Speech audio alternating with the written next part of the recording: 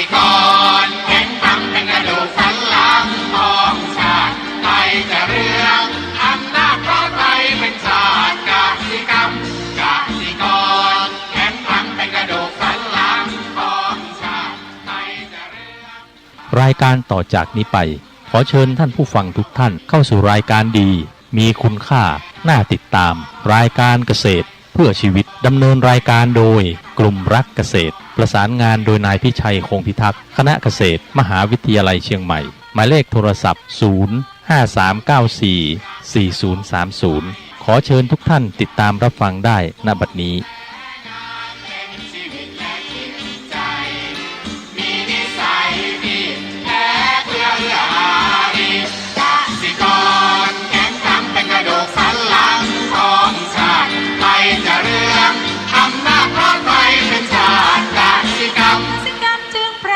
เป็นหลักมัน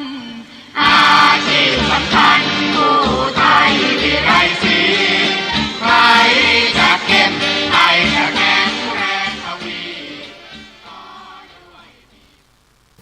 สวัสดีครับท่านผู้ฟังพบกับรายการเกษตรเพื่อชีวิตสำหรับวันนี้เสนอเรื่องการพิจารณาและดำเนินการทางธุรกิจตอนที่ 4ก่อนเข้าสู่รายการก็มีธรรมะมาฝากท่านผู้ฟังหัวข้อจากหนังสือพจนานุกรมพุทธศาสตร์ฉบับประมวลศัพท์เรียบเรียงโดยเทพเวทีประยุทธ์โตมหาจุฬาลงกรณราชวิทยาลัยพิมพ์เผยแพร่ปี2533หัวข้อธรรมะวันนี้คือธรรมจริยาคำว่าธรรมจริยาเพราะว่าการประพฤติธรรมการประพฤติเป็นธรรมการประพฤติถูกตามธรรมเป็นชื่อหนึ่งของกุศลกรรมมาบทนะอีกคำหนึ่งก็คือว่าธรรมจริยะธรรมจารีผู้ประพฤติธรรมผู้ประพฤติเป็นธรรมผู้ประพฤติถูกธรรมทั้งสองข้อเนี่ยธรรมจริยาธรรมจารีเนี่ยก็จะเห็นว่าผู้ประพฤติธรรมนะผู้ประพฤติเป็นธรรมและผู้ประพฤติถูกธรรมคือประพฤติธรรมเป็นธรรมแล้วก็ถูกธรรมทีนี้ที่ยกมาให้ท่านผู้ฟังฟังเนี่ยเพราะว่าการที่เราจะเข้าใจความหมายที่ลึกซึ้งนะก็ต้องดูหลายๆความหมายที่เป็นอยู่อย่างกรณีที่ว่าประพฤติธรรมนะก็แปลว่าเขาเรียกธรรมจริยาประพฤติธรรมได้นะแต่ประพฤติเป็นธรรมเนี่ยนี่คือเริ่มลึกเข้าไปอีกแล้วแล้วประพฤติถูกธรรมคำว่าธรรมในที่นี้แน่นอนก็คือเรียกว่าคือความจริงแท้นะคือธรรมเนี่ยสภาพที่ทรงไว้ธรรมดาธรรมชาติสภาวธรรมสัจธรรมความจริงนะสิ่งปรากฏธรรมลมสิ่งที่ใจคิดคุณธรรมความดีความถูกต้องความประพฤติชอบเนี่ยนะอันนี้จะมีความหมายมากมายความหมายของคำเนี่ยก็คือมีความหมายมากแต่ไงก็ตามมันจะมีหลักหนึ่งตรงธรรมลึกก็คือสัจธรรมสิ่งที่เป็นกฎทีนี้การประพฤติเนี่ยมันก็แน่นอนว่าเอาหลักการต่างๆมาประพฤติให้มันเป็นธรรมคือประพฤติธรรมให้เป็นธรรมแล้วก็ถูกธรรมนะถูกธรรมนี่มันก็ได้ผลก็คือทำปฏิบัติถูกแล้วเนี่ยผลที่เกิดขึ้นก็ทำให้เรานั้นก็เรียกเข้าถึงธรรมคือถูกธรรมแล้วถูกช่องทางแล้วเข้าถึงธรรมคนที่ปฏิบัติหลายท่านเนี่ยนะปฏิบัติธรรมเนี่ยก็คือว่าปฏิบัติธรรมแต่ว่าปฏิบัติธรรมแล้วเนี่ยเป็นธรรมหรือเปล่าถูกธรรมหรือเปล่าถูกธรรมที่มันควรจะเป็นมันจะถึงผลก็คือผลที่ได้จากการปฏิบัติที่ถูกต้องมันจะเห็นผลของการปฏิบัติทีนี้อย่างที่บอกว่าคนเราเนี่ย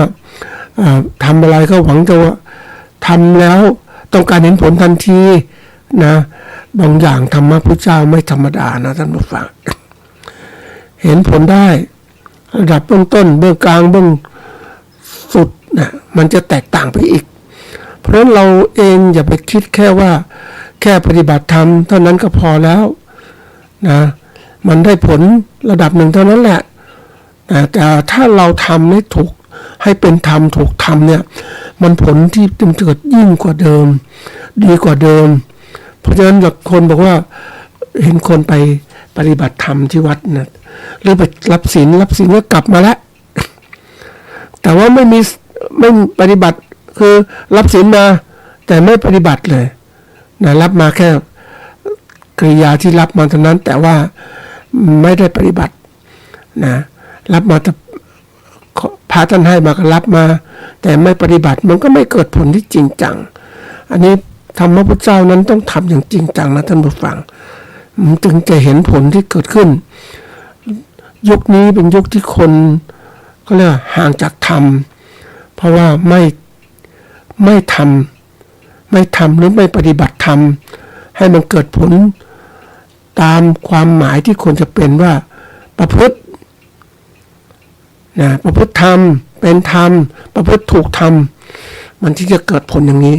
ก็ฝากไว้เป็นข้อคิดนะวันนี้เข้าเรื่องของเราคือการพิจารณาและดำเนินการทางธุรกิจตอนที่4 2ตอนแรกก็เกริ่นไปว่านะเรื่องของหลักการทั่วไปนะทำไมต้องพิจารณาคำว่าพิจารณาคือตรีตรองไตร่ตรองดูแล้วก็ดำเนินการทางธุรกิจคือการประกอบการให้ผลกำไรมีช่องทางดำเนินการอย่างไรก็ได้ปูพื้นฐานแล้วก็ยกตัวอย่างตอนที่กรณีศึกษาคือเรื่องของลำไยนะการที่ประกอบการธุรกิจลำไยเนี่ยก็จะเป็นตัวอย่างนะว่าการประกอบการคือเราจะเป็นผู้ประกอบการเกษตรกรชาวสวนหรือว่านักธุรกิจผู้ประกอบการเกษตรก็ต้องคิดให้ลึกซึ้งเพราะว่ามันจะมีผลต่อการดำเนินการของเรานะเราเองคิดว่านะเราทำการเกษตรทำแล้วก็แค่นี้แหละนะก็มีกินมีใช้ก็พอแล้วไม่ต้องคิดอะไรมากถ้าคิดแค่นี้ก็คือเกษตรธรรมชาติเกษตรที่เป็นอยู่นั่นแหละก็มีพอกินพอใช้อยู่ใช้แต่ว่ามันไม่สามารถจะมีเงินมากพอในการที่เราจะไปซื้อปัจจัยอื่นมาใช้ในการดำรงชีพของเราดีไม่ดีการประกอบการทำเกษตรเหล่านั้นเนี่ยก็เป็นการขาดทุนนี่ก็คือว่าทำลงทุนไปแล้วนะได้ผลรายรับน้อยกว่ารายจ่ายที่ลงไปก็เป็นปัญหาของเกษตรกรที่ดำเนินการเหล่านี้เพราะว่าไม่ได้พิจารณาและดำเนินการทางธุรกิจนั่นเองเพราะว่าการที่เราทำอะไรแล้วแต่เราไม่มีเป้าหมายในการที่จะทำมันจริงจังมันก็ทำเรื่อยๆไปนะมันก็ไม่จริงไม่จังมันก็เลยไม่ได้ผลที่ดีก็ยกตัวอย่างคราวที่แล้วได้พูดถึงการตีกอล์ฟก็ตีกอล์ฟแรกๆก็เพื่อที่จะออกกำลังกายแล้วมีกิจกรรมยามว่างแต่ทำบ้างไม่ได้ไม่ทำมันก็เรื่อยๆตามที่ร่างกายต้องการแต่ถ้าเรามีเป้าหมายคือว่ามีตัวล่ออย่างหนึ่งก็คือว่าเฮ้ยมีรางวัลในการออกตีกอล์ฟแต่ละครั้งมันมีเงินเดิมพันมันก็จูงใจในการทำการเล่นของเราทำนองในการที่เราประกอบการเกษตรของเรานะในแต่ละครั้งก็ต้องมีอะไรจูงใจของเราคือก็มีกำไรไม่ทำแล้วคือทำไปเรื่อยๆพอกินพอใช้ไม่คิดไม่มีกำไรเจอนู่นเจอนี่ก็ไปกันหมดอ่ะแล้วก็ไม่คิดอะไรที่รอบคอบนะมันมีเรื่องจริงนะท่านผู้ฟังอันนี้ก็นึกถึงเกษตรกรกลุ่มหนึ่งเคยอาชีพเรื่องการเลี้ยงผึ้งนะการเลี้ยงผึ้งนี่การเลี้ยงผึ้งพันธุ์นะเป็นอาชีพที่ดีมากเลยรายได้ดีด้วยนะทีนี้เกษตรกรเนี่ยทุกคนก็เลี้ยงได้เพราะมันก็ถ่ายทอดกันมาคุยกันมาธรรมดาคือเลี้ยงได้ธรรมดานะท่านผู้ฟังคือได้เลี้ยงอ่ะแต่ถามว่าจะทำกำไรสูงสุดได้ไหมไม่ได้เพราะว่าไม่มีความรู้ที่มากพอเอาแต่เลี้ยงขายก็ไม่เป็นพ่อค้าคนกลางก็กดราคาเนี่ยเพราะว่าไม่ได้คิดอะไรรอบคอบคือคิดอะไรรอบคอบมันจะทำให้เราใฝ่หาความรู้ที่มันเต็มให้กับเรา คือเต็มหมายความว่าเต็มครบวงครบระบบของเรานะไม่ใช่คิดว่าจะเอาเขาเรียกว่าทำได้ฉันก็เลี้ยงได้ฉันก็ทำได้แต่ทำแล้วดีไหมล่ะทำได้ทำแล้วได้ผลไหมล่ะนะมันต้องคิดแล้วมันต้องคิดลึกนะเพราะว่าไม่ใช่เรื่องเล่นๆนะท่านผู้ฟังที่การเกษตรที่ผ่านมาเนี่ยเราไม่ร่ำรวยก็เพราะว่าเราทำไม่จริงจังบางคนบอกทำจริงจังทำแล้วเนี่ยมันเนี่ยทำเกษตรทำนาเต็มที่เลยจริงจังทำเนี่ยมันทำเกษตรมันก็ทำจริงจังอย่างนั้นเนี่ยแต่มันไม่ครบของการประกอบการที่จะมีกำไรมันไม่มีตัวคือตัวชี้วัดนะท่านผู้ฟังว่าเราเอาชนะสถานการณ์ที่เปลี่ยนแปลงอย่างไรมันเปลี่ยนแปลงปุ๊บอย่างดินฟ้าอากาศไม่ดีปุ๊บการเกษตรเราขาดทุนเลยเพราะเราไม่มีน้ำให้พืชผลของเราไปดูคนชาวสวนลำไยท่านผู้ฟังนะที่อำเภอแม่วางแต่ก่อนมันเป็นกิ่งอำเภอที่เกิดจากสันปะตองนี่แหละไม่ไกลเขาก็ปลูกลำไยทีนี้แม่วางไม่เคยขาดน้ำต้องมีน้ำแม่วางอยู่แต่คนที่ห่างจากลำน้ำก็ต้องมีคลองซอยมีอะไรต่างเข้ามาแล้วบางครั้งฝนก็ไม่ตกตามฤดูกาลเกษตรกรก็ต้องไปทำอะไรก็ต้องไปเจาะบ่อบาดาลเพื่อไว้เนี่ยเห็นไหมเพื่อไว้ในกรณีที่ลำไยขาดน้ำเพราะลำไยเนี่ยต้องการน้ำในช่วงที่ดอกบานช่วงที่ติดดอกบานติดผลแล้วก็เลี้ยงลูกขึ้นมามีลูกลำไยแล้วนะอันนี้จะทั้งถึงเก็บเกี่ยวขายต้องการน้ำมันก็ถ้าขาดน้ำมันก็อาจจะผลร่วงแล้วดีไม่ดีก็เจริญเติบโตไม่ดีลูกเล็กเกินไปตลาดก็ให้ราคาต่ำอันนี้คือการผลิตที่ว่าการที่เขาขุดบ่อบาดาลขึ้นมาเนี่ยก็เพื่อที่ให้มีช่องทางเลือกเพื่อความปลอดภัยในการประกอบการปลูกลำไยของเขาเพราะถ้ามีเท่าเดิมสายธรรมชาติมันไม่ได้มันต้องมีการเขาเรียกว่าการจัดการที่เพิ่มเข้าไปเพื่อเพิ่มความปลอดภัยอันนี้ได้เห็นว่าท่านจะเห็นว่านี่คือการพัฒนาหาทางเลือกในการประกอบการผลิตสินลำไยโดยจงมีอาศัยธรรมชาติแล้วก็อาศัยการผลิตเทคโนโลยีสมัยใหม่เข้าไปการจัดการน้ำจัดการทุกสิ่งทุกอย่าง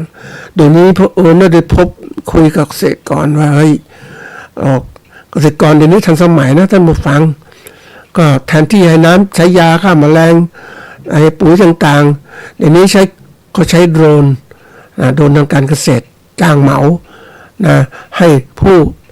ฉีดยาอย่างทำข้าวโพดหวานข้าวโพดต่างๆเนี่ยนะก็มีศัตรูก็ใช้เครื่องบินโดรนเนี่ยฉีดยาแล้วก็เป็นตัวที่แบบมันทันสมัยท่านผู้ฟังแต่เกษตรกรเนี่ยไม่สามารถจะซื้อได้อย่างนี้มันแพงก็จ้างเดี๋ยวนี้ทุกอาชีพเกษตรของเราได้จ้างเหมาเยอะแยะนะคือจ้างให้คนอื่นมาทำแทนเพราะว่าจะทำทุกอย่างไม่ไหวหรอกอย่างเกษตรเดี๋ยวนี้ก็อย่างทำนาก็จะมีเครื่องเหมาทำนาคนแทรกเตอร์ปรับพื้นที่จ้างเหมาการหว่านการเก็บเกี่ยวนะทุกอย่างหมดเลยเกษตรกรแค่เป็นผู้จ้างเพราะว่าจะทำทุกอย่างไม่ไหวแล้วก็มันก็เสี่ยงแล้วก็เสร็จแล้วก็จะเขาเรียกว่าถ้าทำจ้างอย่างเนี้ยก็มีคนอื่นทำแล้วอะไรแล้วเนี่ยเพียงแต่ว่าตัวเองจะต้องคือเอาสินค้าไปขายเท่านั้นเองนะถ้าขายได้ราคาดีก็มีกำไรขายไม่ได้ราคาก็อาจจะขาดทุนอย่างเงี้ยนี่คือระบบที่ว่าเขาเรียกการจ้างเหมาต่อเพราะว่าการลงทุนต่างๆมันอาจจะไม่คุ้มค่าจะทำทุกอย่างเองหมดก็ไม่คุ้มค่าเกษตรกรผู้ปลูกสวนลำไยบางครั้งก็ไม่มีเงินนะท่านผู้ฟังก็ใช้ธรรมชาติช่วยรอธรรมชาติแต่ผู้เกษตรกรที่มีเงินนะก็ขุดบ่อน้ำบาดาลขุดก็สูบน้ำไว้ในบ่อนะท่านผู้ฟังเทคนิคอันนี้ก็ปกติสมัยก่อนก็ไม่เคยคิดเหมือนกันนะมีบ่อบาดาลก็สามารถสูบให้ต้นลำไยได้เลยนะอันนั้นคือส่วนหนึ่งแต่เขากลัวว่าลำน้ำไม่พอเขาเลยต้องสูบน้ำจากบ่อบาดาลเอาไปใส่บ่อไว้และจากบ่อนั้นก็จะมีเครื่องปั๊มน้ำไปยังสวนลำไย นะไปให้ตามโคนต้นไปให้แบบว่าคือให้ลำไยมันพอนะพอที่จะอยู่ได้แล้วก็ทำตลาดขึ้นมานี่คือการเกษตรที่พัฒนาไปแล้วแต่ว่านี่พัฒนาเรื่องการเกษตรในด้านการผลิตการตลาดล่ะ ก็ไม่ได้พัฒนาเพราะความสามารถจำกัดของเกษตรกรก็ต้องใช้พ่อค้าคนกลางหรือคนที่ไปประมูลเขียวมาเหมาให้เขาเอาตีราคามาเพราะว่าเกษตรกรไม่สามารถจัดการกับความเสี่ยงเรื่องการตลาดก็ให้พ่อค้าให้คนกลางเนี่ยที่เป็นนักเก็บพ่อค้าที่ซื้อเขียวเนี่ยนะก็ไปทำกับตลาดเองลดความเสี่ยงเพราะฉะนั้นเขาก็ได้กำไรระดับหนึ่งชาวสวนก็ได้กำไรระดับหนึ่งเท่านั้นแต่ไม่สูงสุดกำไรจะมาตกอยู่ที่พ่อค้าคนกลางซึ่งอาจจะเป็นคนขายเขียวหรือพ่อค้ากลางแปรรูปโรงงานอุตสาหกรรมต่างๆก็หาช่องทางเพราะเขามีต้องอาศัยคนรู้ที่มากขึ้นเพราะฉะนั้นบางทีเนี่ยทำไมถึงเกษตรกรทำอย่างนั้นเพราะว่าเกษตรกรเนี่ยไม่สามารถจะทำทุกอย่างได้หมดคือความสามารถยังไม่ถึงทำได้เฉพาะส่วนเท่านั้นแต่ถ้าเป็นนักธุรกิจเนี่ยก็ทำได้ทุกส่วนเลยเพราะอะไรรู้ไหมส่วนนี้ทำไม่ได้จ้างเหมาเอาอันไหนทำได้ทำแล้วก็สามารถจะคุมทั้งระบบได้คือว่าคุมเรื่องการค้าการขายเนี่ยเขาก็สามารถทำกำไรได้อันนี้แหละเป็นสิ่งที่เขาเรียกว่าความสามารถที่ท่านเกษตรกรจะต้องมีเพิ่มมากขึ้นในโลกของการเปลี่ยนแปลงถ้าท่านไม่รู้ตรงนี้เนี่ยท่านจะลำบากมากเกษตรกรส่วนใหญ่ก็จะทำเห็นอื่นทำก็ทำเหมือนกับเขาทำได้แต่ก็ขายไม่เป็นไม่รู้ระบบต่างๆมันก็เลยไม่ได้กำไรแล้วขาดทุนอย่างที่ไปเห็นมะม่วงท่านผู้ฟังมะม่วงที่แบบทำมะม่วงสายพันธุ์ดีๆก็จะต้องในการเขาเรียกว่าช่วงของการผลเติบโตแล้วก็ต้องมีการห่อมีอะไรป้องกันศัตรูต่างๆนะก็พันธุ์ดีๆก็พวกแมลงศัตรูก็ชอบพวกแมลงวันทองต่างๆในการที่จะเจาะผลวางไข่นะก็ถ้ามะม่วงพันธุ์ที่หนาๆไม่รสชาติไม่ดีแมลงวันทองก็เจาะไม่ค่อยได้นะแล้วก็มันก็รู้ว่าแมลงวันทองมันก็รู้ว่ามะม่วงพันธุ์ไหนจะเจาะได้ดีสำหรับวางไข่เพื่อการขยายพันธุ์ของมันอันนี้แมลงก็ยังรู้นะมันก็เลือกพันธุ์เพราะนั้นมะม่วงที่มาขายเนี่ยบางคนไม่ห่อเพราะว่าแมลงไม่ค่อยเจาะผิวมันแข็งแล้วก็รสชาติไม่ค่อยดีก็มาขายตัวนี้มันมะม่วงราคาตกนะท่านผู้ฟังถ้าดูแล้วเนี่ยราคามันเหมือนกับว่าไม่ดีเท่าที่ควรไม่ดีเท่าที่ควรเพราะอะไรก็คือปัจจัยการซื้อของประชาชนไม่พอนะไม่ก็ซื้อนะคนก็เริ่มประหยัดใช้จ่ายต่างๆทั้งหมดอันนี้ที่เล่ามาเนี่ยก็เพียงว่าเกริ่นว่ามองในการภาคผลิตต่างๆเนี่ยเกษตรกรทำได้ระดับหนึ่งแล้วแต่ภาคการตลาดเนี่ยและภาคการวิเคราะห์ปัจจัยแวดล้อมในการผลิตการตลาดก็คือเศรษฐกิจสังคมการเมืองการปกครองสิ่งต่างๆต้องเรียนรู้ด้วยแล้วยังเรารู้ว่าตัวอย่างเนี่ยนะรัฐบาลที่มาจากรัฐประหารนะก็ไม่มีความสามารถในการบริหารธุรกิจรัฐบาลที่มาจากเอกชนที่มาจากนักการเมืองที่มีความรู้ทั้งเศรษฐกิจก็จะบริหารเป็นเพราะฉะนั้นนี่คือตัวอย่างว่าประเทศที่ถูกปกครองโดยระบบที่ไม่ดีเนี่ยความเจริญของประชาชนก็ไม่ดีเพราะว่าเขาไม่ช่วยประชาชนให้มีความฉลาดมีความสามารถเพราะนั้นวันนี้ประเทศไทยเนี่ยท่านผู้ฟังจะพัฒนาการเกษตรได้ดีพัฒนาคือตัวเกษตรกรเองนะต้องมีความรู้ความสามารถอย่าหวังพึ่งนักการเมืองนั้นมึงเข้ามาชั่วคราวแล้วเขาก็ไปหรือเผด็จการแล้วมาก็ไปแต่ประชาชนเนี่ยประเทศไทยที่ไม่เจริญในสมุทรฝั่งมาตั้งหลายสิบปีเนี่ยก็คือระบบการปกครองที่มันมีปัญหาเพราะฉะนั้นบางคนบอกว่าเกษตรกรไม่ต้องสนใจการบ้านการเมืองนั่นคือสิ่งที่ความคิดที่ผิดพลาดต้องสนใจทุกเรื่องเกี่ยวข้องการเมืองการปกครองเนี่ยมันเป็นสิ่งสำคัญที่เราต้องไปยุ่งเกี่ยวถ้าเราไม่ยุ่งเกี่ยวปุ๊บเราก็จะขาดทุนขาดโอกาสขาดอะไรเพราะเราไม่ได้เสนอนู่นเสนอนี่เราต้องหัดเสนอเข้าไปอันนี้กันไม่ดีเดี๋ยวนี้ดีใจนะท่านผู้ฟังที่เราปูพื้นฐานประชาธิปไตยมานานเนี่ยวันนี้จะมีการเลือกตั้งกับทุกระดับแล้ว ทุกระดับนี่มันจะมีโอ้โหตั้งแต่ในอำเภอแล้วนะท่านผู้ฟังผู้ใหญ่บ้านอีกเลือกตั้งอีกประชาชนมีสิทธิ์ไม่ใช่เลือกใครเดี๋ยวนี้นี่คนเริ่มติดอบจก็เลือกอบตก็เลือก เห็นไหมนี่คือตัวอย่างเริ่มกระจายอำนาจถ้าระบบการปกครองแบบนี้ประเทศจะเจริญก้าวหน้าต่อไปเพราะว่าทุกคนมีส่วนเกี่ยวข้องในการที่จะเสนอเขาเรียกมีผลประโยชน์ส่วนได้ส่วนเสียที่เกิดขึ้นแต่ถ้ามาจากระบบการปกครองแบบดั้งเดิมส่งมาจากภาคกลางส่วนกลางมาปกครองประเทศเนี่ยเหมือนกรมการปกครองเนี่ยท่านผู้ฟังผูกขาดการปกครองมาประเทศมันจะไม่เจริญที่ผ่านมาเพราะว่าไม่กระจายอำนาจผูกขาดส่งใครมาก็ได้มาเป็นผู้ว่ามาเป็นผู้ว่าก็ไม่สนใจเนี่ยมันถึงไม่เจริญวันนี้เราต้องเล่นการเมืองให้เป็นอันนี้ที่เล่าถึงระบบที่มันเกี่ยวข้องทีนี้เจอตัวหนึ่งที่มันคือเรื่องของสังคมผู้สูงวัยมันเยอะวันนี้เยอะมากนะแรงงานเราไม่ค่อยมีแล้วก็สิ่งแวดล้อมเนี่ยก็เสื่อมโทรมไปหมดเราก็จัดการไม่ได้เพราะว่ามันเป็นภาพรวมที่ประเทศไทยเนี่ยไม่ได้ใส่ใจสิ่งแวดล้อมของประเทศสิ่งแวดล้อมการเกษตรเป็นยังไง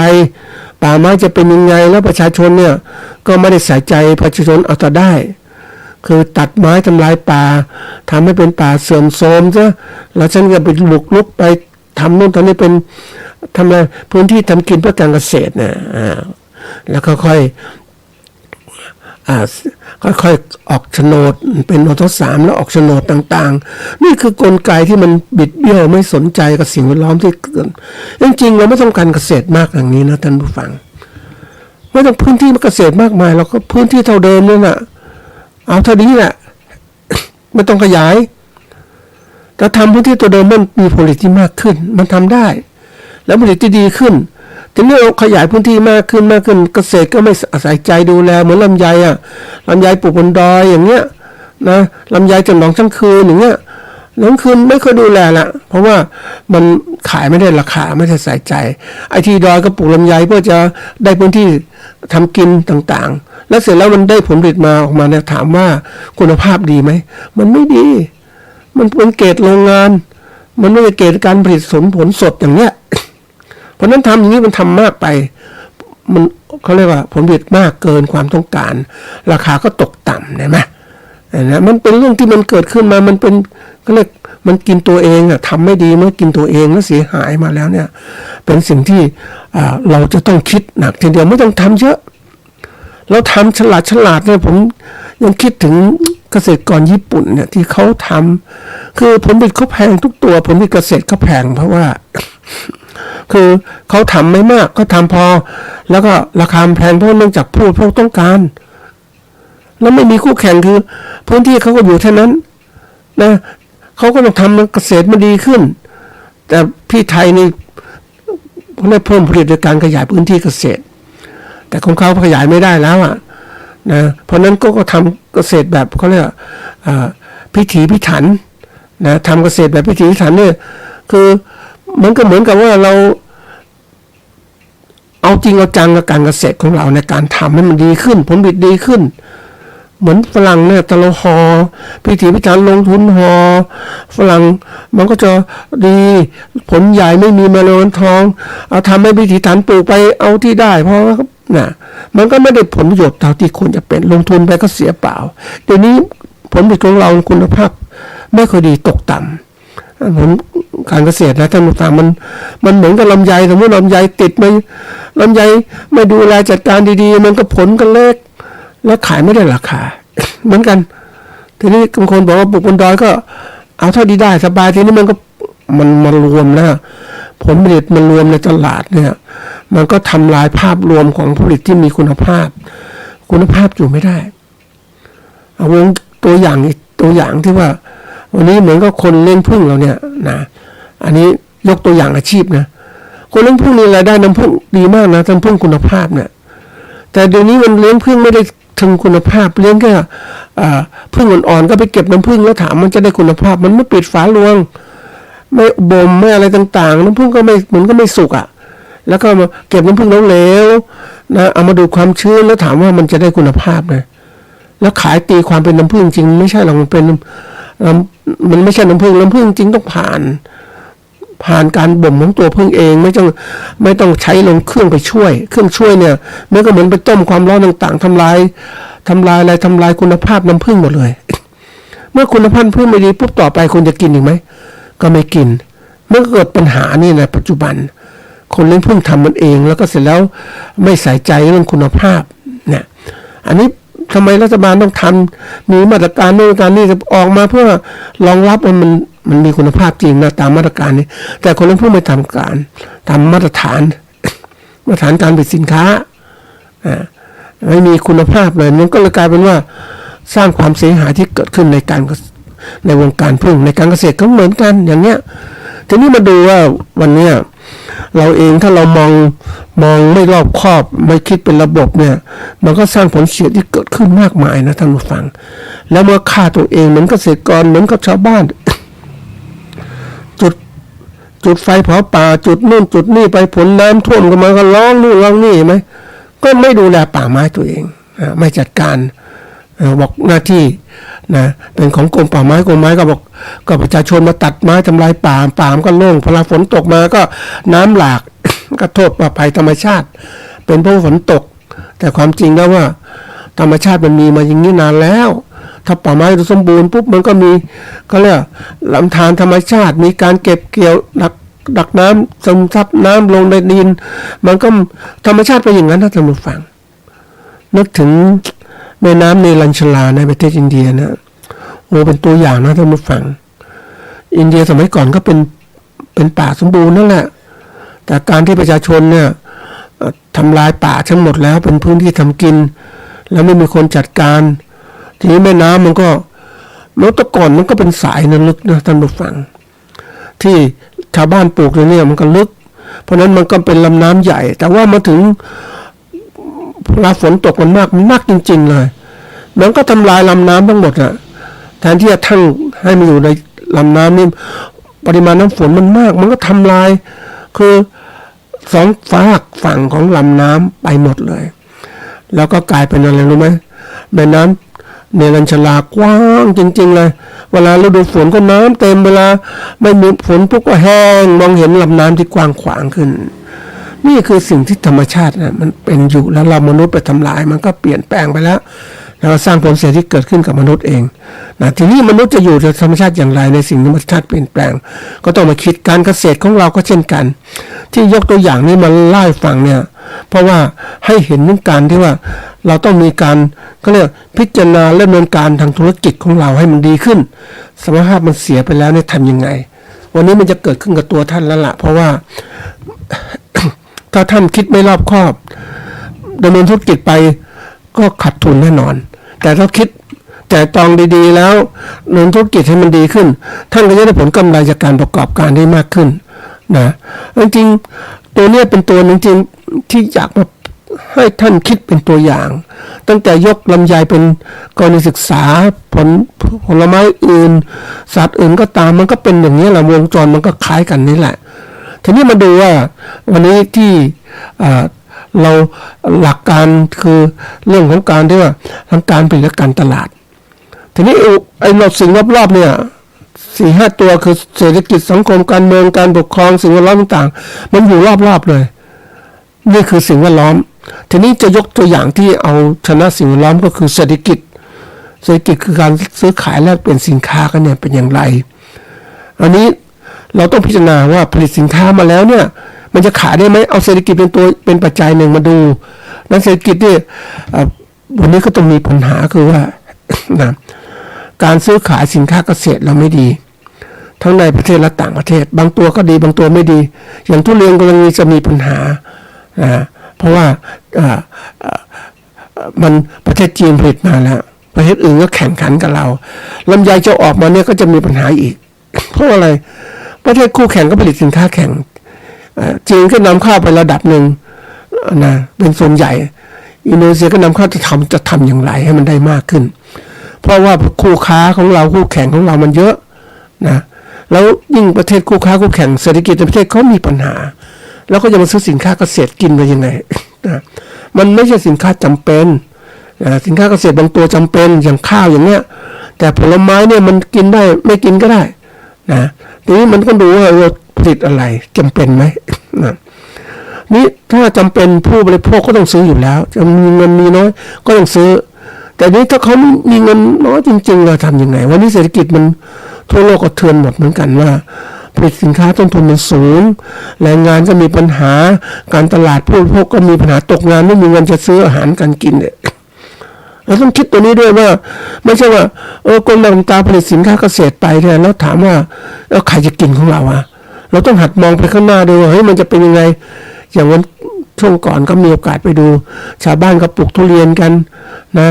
เชียงใหม่ปลูกทุเรียนไปก็มันก็ได้ผลผลิตนะปลูกนู่นปลูกนี่ไปเพราะเห็นคนอื่นเขาทำได้ดีตลาดทุเรียนมันดังเนี่ยนะแต่ถามว่าตอนนี้มันมีมากขึ้นน่ะมันก็เป็นโอเวอร์ซัพพลายแล้วสินค้าที่มีปริมาณมากออกสู่ตลาดแล้วเนี่ยราคาก็ต้องตกต่ำเนี่ยมันก็เกิดอย่างนี้แหละธรรมดาทีนี้มาดูว่าเศรษฐกิจของโลกเนี่ยตอนนี้มันมีปัญหาเรื่องตั้งแต่โควิดแล้วก็การซื้อการขายคนตกงานและปัญหาหนี้สินนี่มันเกิดขึ้นยกตัวอย่างตอนที่แล้วเนี่ยหนี้สินเฉพาะหนี้สินครัวเรือนเราก็สูงนะคนไม่มีงานทำก็เยอะมากแล้วท่านผู้ฟังจะดูว่าแล้วใครจะซื้อผลไม้จากเรากินไง ต้องคิดแหละอันนี้ต้องหัดต้องรู้กันแล้วก็รู้เป็นระบบนี่มายกตัวอย่างว่าถ้าเกิดวิกฤตเหล่านี้แล้วก็หลักการและวิธีการดำเนินธุรกิจภายใต้สถานการณ์เศรษฐกิจของประเทศไทยที่มีหนี้สินเนี่ยนี่ยกตัวอย่างให้ดูนะมันจะมีนี่ดูทีนี้ยกว่าการที่เราจะแก้ปัญหาอย่างเนี้ยนะทำยังไงนะก็เป็นตัวหนึ่งที่ต้องคิดหนักทีเดียวเพราะว่าเศรษฐกิจตัวเนี้ยคือหลักการดำเนินธุรกิจเนี่ยนะมันคือเรื่องของธุรกิจตัวนี้นะท่านผู้ฟังก็คือว่าหลักการคือปรับตัวการข้อที่หนึ่งต้องปรับตัวตามการเปลี่ยนแปลงวันนี้เราปรับตัวเรื่องการผลิตของเราระดับหนึ่งแล้ว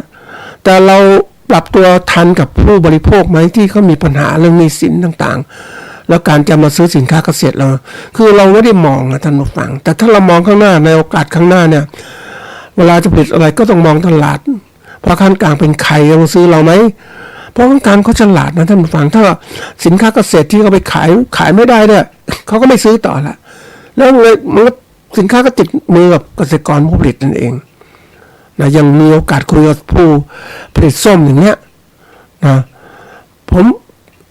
มเป็นพ่อค้าส้มมานานแล้วนะเขาเล่าให้ฟังนะตั้ง30 กว่าปีแล้วก็ซื้อส้มทุกที่ทุกทางที่ให้ส้มราคาถูกที่สุดผมจะซื้อที่ไหนส่งมาให้ผมมาเอาหมดขายเพราะอย่างน้อยเขาได้กำไรกิโลละบาทก็คุ้มแล้วเพราะวันนึงเขาขาย 50,000 กิโลเขาได้ 50,000 บาทซื้อมาขายไปก็เป็นของพักกลางไงแต่เขารู้ว่าถ้าเขาซื้อสินค้าถูกมาขายเนี่ยอย่างนั้นก็กำไรสูงแล้วก็ลดความเสี่ยงต่างๆถ้าซื้อสินค้ามาแพงขายไม่ได้ทำยังไงเนี่ยเขาเอาถูกไว้ก่อนนะอันนี้ตัวอย่างเพราะฉะนั้นเราต้องเข้าใจพ่อค้าด้วยอันนี้เราต้องรู้ว่าการเปลี่ยนแปลงมันเกิดขึ้นวันนี้คนไม่มีรายได้แล้วเนี่ยเราต้องเตรียมการอย่างไรเราต้องหาตลาดเพิ่มเติมแล้วนะแล้วเน้นการพัฒนาจริงๆการของเราเนี่ยมันก็เวลาทำอะไรต่างๆต้องใช้ที่นี้ทันสมัยมากขึ้นแล้วก็เราต้องมีความยืดหยุ่นในการปรับตัวต่างๆทั้งหมดเราจะผลิตว่าฉันอยู่แค่นี้ฉันผลิตอย่างนี้แต่ฉันมีความยืดหยุ่นไหมถ้ามันตลาดไม่ดีทำไงแล้วมีความเสี่ยงต่างๆเกิดขึ้นอย่างไรเราต้องบริหารให้เป็นบริหารยากนะท่านผู้ฟังวิชาการเนี่ยจริงๆถ้าพูดถึงบริหารเนี่ยคนก็บอกธรรมดาก็ทำได้แต่บริหารมันไม่ดีแต่เราเป็นนักบริหารที่ต้องเก่งเพราะนั้นต้องเรียนรู้ว่าเฮ้ยบริหารที่ดีเขาทำอย่างไรต้องเตรียมการให้มากขึ้นเพราะว่าถ้าเรามาอยู่ภาคการเกษตรแบบนี้เราจะต้องจัดการเรื่องตรงนี้ให้มันดีขึ้นนะเราต้องมาดูว่าเฮ้ยบริหารอย่างไรให้มันได้กำไรนะเอาต้นทุนที่ถูกที่สุดมาใช้จัดการของเราเทคนิคต่างๆมาช่วยแล้วก็ดูภาครัฐด้วย ภาครัฐเป็นยังไงเอาจริงเอาจังไหมอย่างที่ผ่านมาบางทีการเกษตรของเราเนี่ยภาครัฐมาช่วยชั่วข่าวท่านผู้ฟังช่วยเฉพาะเวลาแล้วหลังจากนั้นเขาก็ไปแล้วเราเองเป็นยังไงก็เหมือนตัวอย่าง SME มาช่วยพัฒนาการตลาดเพราะนั้นเสร็จแล้วเมื่อ SME ไปไม่ไหวพวกก็ถอนตัวหดตัวธรรมชาติจริงๆนะท่านผู้ฟังนโยบายของรัฐจะจับกับธุรกิจที่เกษตรกรทำได้ดี อะไรทำได้ดีจะช่วยเต็มที่เลยเอามีนู่นมีนโยบายวิจัยต่างๆช่วยหมดเลยแต่สินค้าเกษตรที่มีศักยภาพบางอย่างเนี่ยยังไม่ดีเขาก็ยังไม่ช่วยเขาจับเหมือนกับว่าเจอเกษตรกรผู้นำคนไหนที่เก่งๆเขายกตัวอย่างเป็นผู้ประกอบการที่เก่ง เขาจะช่วยนู่นช่วยนี่แต่ก่อนอื่นก็ต้องมองว่าทำยังไงทีนี้มันจะเป็นอย่างนี้นะมันต้องดูว่าเขาเรียกจะหวังพึ่งพารัฐมากเกินไปจำไว้เสมอนะท่านผู้ฟังประเทศที่เจริญแล้วเนี่ยเขาใช้พึ่งพาเกษตรกรพอค่าคนกลางที่ดีอะไรที่ดีพึ่งพาตรงเนี้ยพวกนี้จะเป็นพวกที่ว่าเอกชนเขาทำได้ดีภาครัฐเนี่ยแค่เป็นเรื่องกฎหมายเรื่องขั้นตอนเท่านั้นแหละแต่ถามว่าวันนี้ใครจะช่วยเราล่ะ เราต้องช่วยตัวเราเองแล้วอันนี้หลักๆคันนี้ทีนี้วิธีการล่ะวิธีการวันนี้ต้องปรับสินค้าบริการให้เหมาะสมสถานการณ์วันนี้เรามาดูว่ามันไหวไหมเนี่ยสินค้าจะออกสู่ตลาดลำไยจะออกสู่ตลาดแล้วเราปรับไม่ได้แล้วมันออกมาแล้วเนี่ยเพราะฉะนั้นเศรษฐกิจตอนนี้มันแย่แล้วก็พอค้าคนกลางจะซื้อเท่าไหร่ยังไงกดราคาเราอย่างช่วงเศรษฐกิจตอนนี้ช่วงเศรษฐกิจซบเซาเนี่ยคนเน้นสินค้าบริการที่ตอบโจทย์กับการประหยัดลดราคาสินค้าลดต้นทุนช่วงเวลาทำตลาดให้เหมาะสมนะนี่สินค้าเกษตรออกตามฤดูกาลนะมันทำอย่างนั้นไม่ได้อาจจะต้องเปลี่ยนสินค้าเกษตรเป็นสินค้าเกษตรที่ขายสดให้เป็นแปรรูปซะเนี่ยต้องเตรียมการต่างๆนะและตัวสำคัญก็คือควบคุมต้นทุนการผลิตบริหารสภาพคล่องต่างๆตอนนี้มันผลิตสินค้ามาแล้วจะออกสู่ตลาดแล้วแหละต้นทุนคุมไม่ได้แล้วเพราะที่ผ่านมาน้ำมันแพงสภาพคล่องเรามีทุนไหมวันนี้พอข้ามกลางเตรียมกดราคาลำไยจะทำอย่างไรอย่างเงี้ยต้องหาช่องทางแล้วแต่คนที่ขายลำไยเขียวไปเนี่ยขายเขียวไปเนี่ยเหมาสวนไปเนี่ยเขาต้องมาเจอปัญหาของเขาอยู่แล้วแต่ว่าเกษตรกรก็ได้รายได้ต่ำจากการขายไปนะมันขายได้ไม่มากไม่สูงเหมือนกำไรได้น้อยท่านผู้ฟังกลยุทธ์เนี่ยจริงๆแล้วกลยุทธ์ของการที่เราเจอปัญหาต่างๆเนี่ยหากเจอมีตลาดมีความเสี่ยงสูงแล้วตลาดซบเซาอาจจะชะลอการลงทุนขยายกิจการรอจังหวะที่เหมาะสมก่อนจะขยับตัวในการผลิตตอนต่อไปจริงๆแล้วเนี่ยพวกนี้มันเป็นเรื่องการที่เราจะต้องทำการผลิตอย่างต่อเนื่องเราก็ต้องรู้จักการที่ว่าเก็บข้อมูลทุกปีแล้วก็เก็บข้อมูลพ่อค้าเก็บข้อมูลการบริโภคเป็นยังไงสถานการณ์ยังไงเศรษฐกิจประเทศเป็นยังไงก็เศรษฐกิจประเทศมันก็บอกได้นะท่านผู้ฟังว่ามันมีแนวโน้มเรามีข้อมูลพื้นฐานแล้วโดยเฉพาะอย่างยิ่งเรามีข้อมูลพื้นฐานจากอดีตปัจจุบันแล้วก็มาทำนายหัดวิเคราะห์ถึงอนาคตแนวโน้มจะเป็นอย่างไรนะผลิตไปเนี่ยแนวโน้มคือเศรษฐกิจดีอะไรดีแนวโน้มข้างหน้าต้องดีแหละก็ผลิตสินค้าเต็มที่เลยแต่ถ้ามันไม่ดีเนี่ยก็ชะลอตัวไม่ต้องทำเต็มที่ทำน้อยๆแต่มีคุณภาพออกตลาดอย่างเงี้ยมันจะดีกว่าไหมแต่นี้มันไม่ทันแล้วเพราะว่าสินค้าเกษตรมันจะออกแล้วเนี่ยแต่เราก็นำข้อคิดไปใช้ในปีถัดไปเพราะว่าเศรษฐกิจแบบเนี้ยประเทศไทยเผชิญเนี่ยมันอีกหลายปีนะท่านผู้ฟังเพราะว่าเราเศรษฐกิจเนี่ยมันตกต่ำมาตั้งแต่ปฏิวัติ 7-8 ปีที่ผ่านมาแล้วเพิ่งเป็นประชาธิปไตยไม่ถึง4 ปีเลย3 ปี 2 ปีเนี่ยแล้วเราจะปรับตัวยังไม่ทันเลยแล้วเศรษฐกิจโลกมันทับถมอีกเพราะฉะนั้นนักการเมืองหน่อยจะมาแก้ปัญหาเรา ต้องจะซึมอย่างนี้สินที่ลุงลังมาเนี่ยต้องมากมายเขาบอกสภาพนี้สินมันเกินนี่ครัวเรือนมันเกิน 80% นะท่านผู้ฟัง 80% ของ GDP นะมันเยอะมากนะแล้วกว่าจะแก้ได้สมมติเรามีเงินแบบเอาตัวอย่างเนี่ยผมเป็นทำงานบริษัทอย่างเงี้ยแล้วผมมีเงินนะผมก็ต้องใช้หนี้ผ่อนรถผ่อนบ้านเพราะฉะนั้นผมจะมากินซื้อสินค้าผักผลไม้ที่มีขายอย่างเงี้ยแม้ราคาต่ำก็ตามก็กินน้อยลงเพราะว่าเราต้องมีหนี้สินก็ต้องใช้ก่อนใช่ไหมเพราะฉะนั้นตรงนี้มันต้องคิดหนักทีเดียวเราต้องหัดวิเคราะห์นะท่านผู้ฟังว่าในข้างหน้าเนี่ยเราจะทำการเป็นเกษตรกรมืออาชีพหรือผู้การเกษตรมืออาชีพต้องรู้จักวิเคราะห์ต้นทุนวิเคราะห์ทุกสิ่งอย่างวิเคราะห์สถานการณ์เศรษฐกิจของโลก สถานการณ์เศรษฐกิจของประเทศไทยตลาดแนวโน้มจะเป็นในทางไหนอย่างเราจะเอาแนวโน้มของการเห็นคนปลูกลำไยปลูกทุเรียนก็เห็นก็ปลูกฉันก็ปลูกบ้างกับเขาเนี่ยแต่เขาปลูกเนี่ยใช้แนวโน้มการที่ผู้ผลิตแนวโน้มผู้ผลิตเป็นแนวโน้มได้ไหมมันได้ระดับหนึ่งเท่านั้นแหละแต่มันไม่ใช่ตัวจริงไงตัวจริงคือดูตลาดของผู้บริโภคลำไยทุเรียนก็เป็นยังไงอย่างเงี้ยข้างหน้าเนี่ยเขายังต้องการไหมแล้วมีคู่แข่งที่ประเทศอื่นผลิตไปเท่าไหร่การที่จะดูมันต้องดูให้มากไม่ใช่ดูเกษตรกรผู้ปลูกทุเรียนคนนึงก็ปลูกคนนี้ก็ปลูกแล้วก็ปลูกบ้างมันคือทำตามกันเนี่ยแล้วกลายเป็นอะไรรู้ไหมตกระกำลำบากด้วยกันเพราะว่าถ้ามันไม่ดีทำไงเราต้องคิดหนักทีเดียวนะไอ้ตัวนี้มันเรื่องสำคัญนะเอาข้อมูลต่างๆมาวิเคราะห์ด้วยนะอย่าไปดูเฉพาะว่าเห็นคนอื่นเขาทำอย่างนี้เราก็ทำตามรัฐบาลชี้อย่างนี้เราก็ทำกันเนี่ยรัฐบาลมาชี้ถูกต้องไหมแค่ชี้แนวโน้มอย่างเนี้ยอย่างเหมือนตัวอย่างอะช่วงหนึ่งส่งเสริมการปลูกช่วงหนึ่งรัฐบาลส่งเสริมการปลูกยางพาราเต็มไปหมดเลยนะบอกดีนู้นดีนี้คนก็ปลูกกันได้ไหมขณะกันภาคใต้เขาไม่ปลูกเขาไปปลูกปาล์มน้ำมันมันได้คุณค่ากับมากกว่าใช่ไหมเขาเลือกอะไรที่มากกว่าเพราะนั้นเราคิดว่าปลูกนี้ทีนี้ก็มีโอกาสไปเจอชาวบ้านที่ปลูกยางพาราเนี่ยก็เขาก็ปลูกไปเพราะว่ารัฐบาลส่งเสริมการปลูกช่วงนั้น ทีนี้ที่เขาดีไงท่านผู้ฟังเขากรีดยางพาราได้บ่อยเขาก็ได้แต่ถามที่อื่นจะดีอย่างนี้ไหมไม่ใช่ดีนะคือมันต้องดูว่าเราจะปลูกอะไรต้องดูพื้นที่ของเราเป็นยังไงนี่เราก็ต้องคิดนี่คือความเสี่ยงที่เกิดขึ้น เราเสี่ยงจากการที่ว่า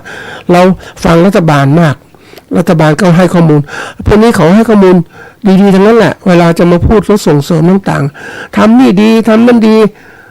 แล้วเวลาตลาดเสียหายขายไม่ได้ตลาดเขาก็บอกว่าผมมีหน้าที่ส่งเสริมเป็นหน่วยงานผมทำให้ส่งเสริมเรื่องการตลาดเป็นเรื่องของคุณต้องจัดการเองเห็นไหมเพราะอะไรนี่คือเขาไม่ผิดเกษตรกรผู้ประกอบการนะที่ทำเนี่ยขายไม่ได้เองก็เรื่องของเกษตรกรทำเองนะไปหาตลาดเองไม่ใช่ว่ามีตัวอย่างนะท่านฟังว่ารัฐบาลช่วยตลาดนู่นหาพ่อค้าคนกลางมาช่วยนู่นช่วยนี่ถามว่าพ่อค้ากลางมาช่วยเราเนี่ยเขาช่วยจริงจังไหมท่านผู้ฟังพ่อค้าก็เหมือนเสือหิวนั่นแหละได้จังหวะเข้ามาขย้ำเหยื่อเหมือนกันเพราะนั้นต้องหาพ่อค้าที่ดีด้วยตัวเราพยายามจะทำแล้วแต่ต้องดูตลาดเป็นตัวนำนะท่านผู้ฟังถ้าเราไม่คิดอย่างเนี้ยเราก็จะเจอปัญหานี่เรามาดูว่าถ้าเราก็ข้อมูลการลงทุนโครงสร้างอุตสาหกรรมต่างๆต้องเตรียมงานว่าถ้าเราทำเล็กๆเนี่ย มันอยู่ไม่ได้มันก่อนได้มีโอกาสเจอเกษตรกรนะเกษตรกรผู้เลี้ยงผึ้งที่เขาอยู่ในวงการนะเกษตรกรผู้เลี้ยงผึ้งที่อยู่ในเครือข่ายของรายใหญ่เนี่ยรายใหญ่คุมหมดเลยนะรายใหญ่คุมเพราะนั้นเกษตรกรผู้ผลิตพวกเนี้ยนะลูกไร่ของเขาเนี่ยผลิตมาก็ให้ราคาดีเพราะตามเงื่อนไขสัญญานะเงื่อนไขที่ผูกพันกันเพราะว่าคุณต้องผลิตมาส่งให้ฉันพ่อค้าคนกลางพูดอย่างนั้นนะทีนี้เกษตรกรผู้เลี้ยงเองทำเองเห็นคนอื่นเขาทำเลี้ยงพึ่งได้ฉันก็ทำบ้างแต่ว่าไม่มีเครือข่ายมาฟังขายไม่ได้ขายราคาต่ำจริงๆสงสารจริงๆนะขาดทุนแต่ต้องขายเพราะอะไรน้ำพึ่งถ้าคุณเก็บไว้คุณเก็บไม่เป็นคุณก็ไม่ได้ประโยชน์อะไรคุณขายเอาก่อนขายขาดทุนก็ยังดีได้มีเงินเก็บใช่ไหมแต่ว่าหวังกำไรมันไม่ได้แหละเพราะคุณไม่มีเครือข่ายระบบปัจจุบันเนี่ยเขาต้องมีเครือข่ายเล็กๆก็ต้องมีเครือข่ายถ้าคุณจะวางแผนเนี่ยคุณต้องใหญ่ปรากฏว่าเราพบผู้ประกอบการรายใหญ่รายใหญ่เก่งจริงๆนะท่านผู้ฟังผู้ประกันพึ่งที่เขาเก่งเขาวางแผนธุรกิจของเขาเลี้ยงปีละมัน 7-8 พันลังแล้วก็มีตลาดเองมีโรงงานแปรรูปเองมีตลาดเองทุกอย่างหมดเลยขายทั่วประเทศไทยขายต่างประเทศด้วยเขามีอย่างนี้นี่เขาคิดอย่างนี้เขาต้องอยู่ได้สบายจะไม่เดือดร้อนแล้วทำตัวเป็นลูกค้าคนกลางต่างหากนี่เล็กๆเราอยู่ไม่ได้แล้วในต่อไปเนี่ยการเกษตรของเราเนี่ยจะตกอยู่มือรายใหญ่ทั้งนั้นนะท่านผู้ฟัง แล้วเราจะถามว่าอยู่ยังไงไหมอยู่อย่างลำบากถ้าเราไม่ปรับตัวให้เร็ววันนี้จะบอกว่าเราจะหวังว่าผลงานวิจัยจะพัฒนาต่างๆนั้นรัฐบาลผลิตผลงานวิจัยก็ตามมาให้เราแต่เราไม่สามารถใช้แล้วเราไม่มีทุนเอามาขยายธุรกิจของเราจะมีใช้ที่นี่ใหม่ๆมาใช้มันไม่ได้เราลำบากนะจะปรับตัวธุรกิจในการบริหารธุรกิจของเราเนี่ยรายเล็กๆลำบากจริงๆเลยเพราะว่าอะไรอย่างตัวอย่างเช่นเกษตรกรมีอายุแล้วอะทำไม่ไหวในวันก่อนไปเจอเขาอยากให้ชุดซื้อสวนลำไยเขาเนะท่านผู้ฟัง คือเขาไม่มีลูกมีหลานทุกคนมีลูกหลานไม่ทำสวนลำไยเพราะฉะนั้นเขาพัฒนาสวนลำไยดีมากเลยขายราคาต่ำจริงๆนะคือเขาบอกว่าไม่มีเงินจะไปกินไปใช้ต้องขายสวนกินแล้วเพราะว่าจะหวังที่จะทำค้าขายเองไม่เก่งเนี่ยก็ขายเขียวไปพักกลางไปหมดแล้วก็มันได้อะไรแล้วตอนนี้เขาก็เลยอยากจะเลิกแล้วก็คือขายแล้วเอาเงินมากินตอนแก่เฒ่าอย่าคิดอย่างนี้นะก็น่าสงสารเพราะว่าเขาไม่ได้วางคือคนเราเนี่ยต้องไปฟังถ้าเราไม่มีการพัฒนาวิชาการให้มันเกิดขึ้นกับคนที่ทำอาชีพเหล่านั้นแหละ ให้มากขึ้นต้องมีความรู้เรื่องการผลิตนะการตลาดผลิตแปรรูปรับตลาดค้าขายยังไงเป็นช่องทางยังไงวางแผนธุรกิจยังไงจะผลิตยังไงปีกับปีจะเป็นยังไงมองลูกค้ายังไงเท่าไหนมีต้องมีเรามีทุกอย่างประเทศไทยมีเหมือนกันนะท่านผู้ฟังมีแต่มันไม่อย่างวิสาหกิจชุมชนอย่างเงี้ยแหล่งเครือข่ายอย่างเงี้ยมีแต่มันไม่เรียกมันมีประสิทธิภาพในการดำเนินการท่านผู้ฟัง มันคือวิเคราะห์อะไรต่างๆมันก็ไม่ค่อยเก่งเพราะว่าเกษตรกรทำเองนะเกษตรกรผู้นำเก่งๆเขาก็ทำไปอย่างนั้นแหละแต่เมื่อมันดีปุ๊บเขาออกมาทำเองหลายสมาคมนะสมาคมเกษตรกรเนี่ยนะผู้นำเก่งๆเนี่ย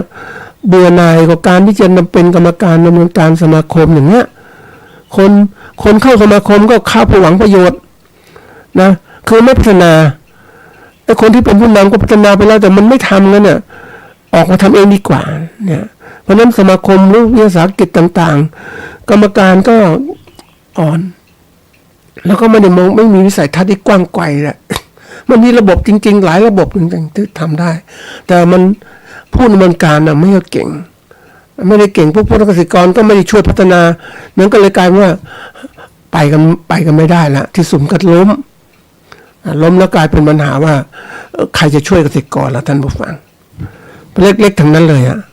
เคยเข้าไปดูสมาคมเจอถามเกษตรกรว่าคุณมาร่วมสมาคมทำไม